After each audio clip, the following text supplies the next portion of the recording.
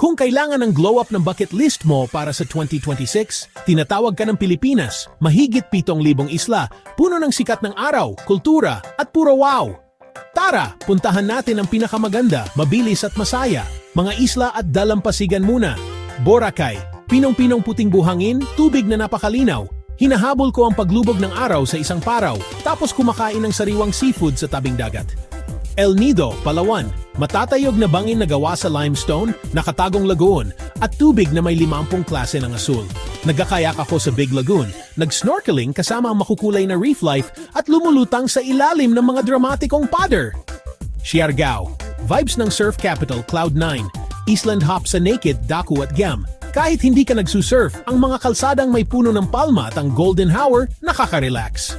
Cebu, nagpapalamig ako sa Kawasan Falls, sumisisid sa Moalboal kasama ang mga sardine run, tapos kumakain ng lechon. Kasaysayan ng siyudad sa umaga, beach escape sa gabi, madaling panalo. Ngayon, mga natural na kababalaghan. Banawe Rice Terraces. Gumigising ako bago sumikat ang araw, pinapanood ang pagangat ng ulap mula sa mga terasa at tahimik lang na nakikinig. Chocolate Hills, Bohol. Daan-daang perpektong burol na nagiging kulay tsokolate. Sumasakay ako sa mga viewpoint tapos naglakad sa kanayunan. Bulkang Mayon, Albay. Inaabutan ko ang pagsikat ng araw sa Legazpi, nakikita ang mga ulap na lumulutang sa paligid ng tuktok at nirerespeto ang mga danger zone. Puerto Princesa Underground River, Palawan.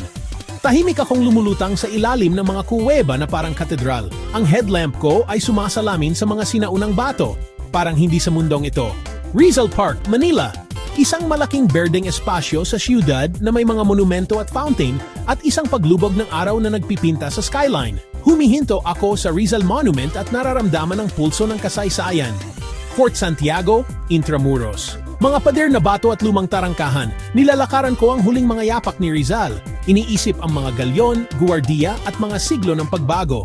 Vigan, Ilocos Sur. Mga kalyeng bato, kalesa at mga bahay ng panahon ng Kastila. Kumakain ako ng empanada, sumisilip sa mga ancestral home at naglalakbay sa panahon.